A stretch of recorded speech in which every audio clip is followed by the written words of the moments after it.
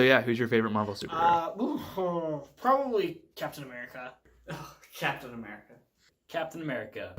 Captain America. Oh, Iron Man by far. I could do this all day. The Marvel Cinematic Universe is, without a doubt, one of the biggest success stories in film history. Grossing over $19.8 billion over the course of 11 years and 22 movies, there has never been a cinematic franchise like this before. It popularized the idea of having all of a franchise's films and characters be a part of the same cohesive cinematic universe. This kind of success doesn't just happen by accident. It takes years of dedication, hard work, filmmaking experience, and comic book nerdiness. This is a marvelous success story, Marvel Studios from Iron Man to Endgame. Marvel Studios was formed in 1996 with the intent to produce and oversee films based on characters from Marvel Comics. Unfortunately, in that same year, Marvel Comics filed for Chapter 11 bankruptcy. Strapped for cash, Marvel started licensing some of their more popular characters to other studios. The film rights to characters such as Blade, Spider-Man, the X-Men, and Daredevil were sold off to have their own standalone movies made by companies such as 20th Century Fox and Sony Pictures. It wasn't until 2004 that Marvel Studios made the decision to start self-financing their films, later appointing Kevin Feige as their president of production. In that position, Feige would become the captain of the MCU ship, guiding every decision made regarding the franchise from day one. And I learned a lot working on other films at other studios, other Marvel films at other studios up to that point. And when we got the chance to do it ourselves, there was a lot of pressure involved because it was all on us. But I was very comfortable with that because if we were to fail, at least we would have failed with the best intentions. The Marvel Cinematic Universe begins with what would later become known as Phase 1. The first film of what would go on to become the Marvel Cinematic Universe was Iron Man, released in May of 2008. Upon the film's release, Iron Man performed above expectations, grossing over $580 million worldwide. The film was a big hit, and it also gave fans the first hint at a larger universe by having Nick Fury, played by Samuel L. Jackson, show up at the end to talk to Tony Stark about the Avengers Initiative. As for Marvel itself, they were purchased by Disney at the end of 2009 for $4 billion. This provided Marvel Studios with larger budgets for their films and a wider distribution network. Prior to the purchase, all of the MCU's movies were distributed by Paramount.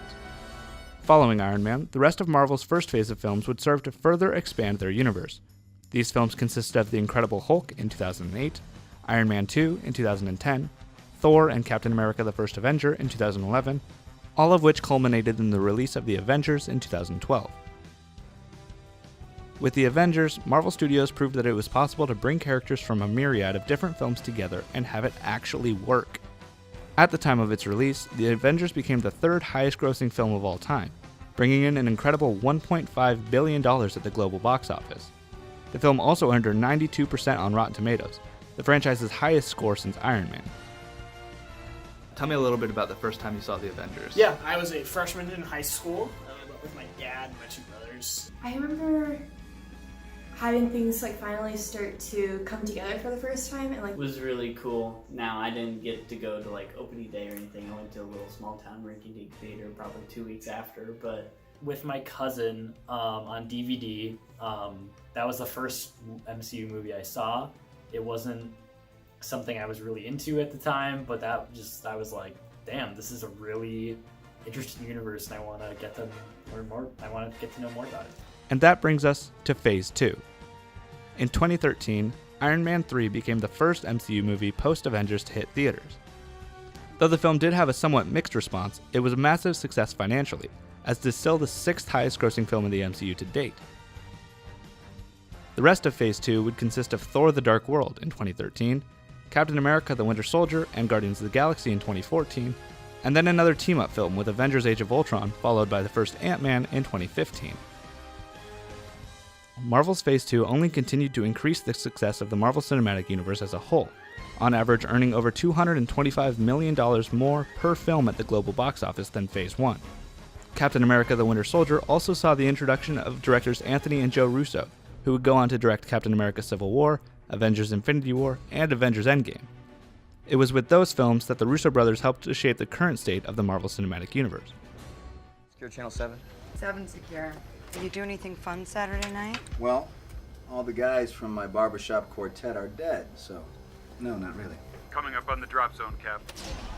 You know, if you ask Kristen out from statistics, she'd probably say yes. That's why I don't ask. Too shy or too scared? Too busy. Is he wearing a parachute? No. No, he wasn't. And that brings us to Phase 3. Phase 3 of the Marvel Cinematic Universe is the most extensive phase yet. It has seen the introduction of dozens of new characters, as well as increased Marvel's output from 2 to 3 films a year. Phase 3 began in 2016 with the release of Captain America Civil War and Doctor Strange. It then moved into Guardians of the Galaxy Volume 2, Spider-Man Homecoming, and Thor Ragnarok in 2017, Black Panther, Avengers Infinity War, and Ant-Man and the Wasp in 2018, and it concludes with Captain Marvel, Avengers Endgame, and Spider-Man Far From Home in 2019. The success of the Marvel Cinematic Universe has exploded in Phase 3.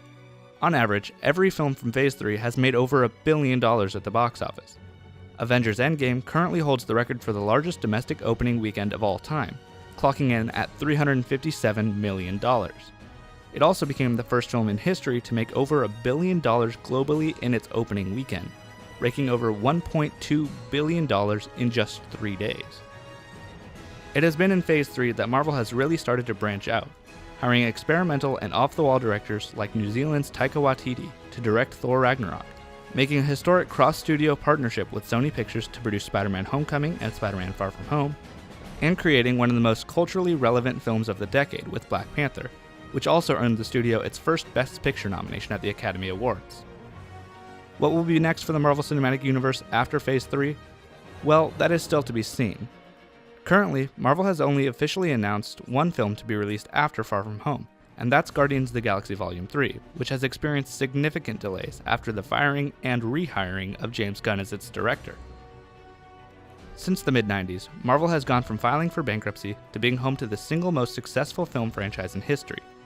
By creating a cinematic universe that mixes both popular characters like Captain America and previously unknown characters like the Guardians of the Galaxy, Marvel has found a formula that works. They take their time, focus on their characters, and provide fans of the franchise plenty of material to overanalyze and get excited about. It's a cinematic success story that's never been seen before, and it will likely never be seen again. Now, excuse me while I try to go find any available seats left to see Endgame for the 3rd time this weekend.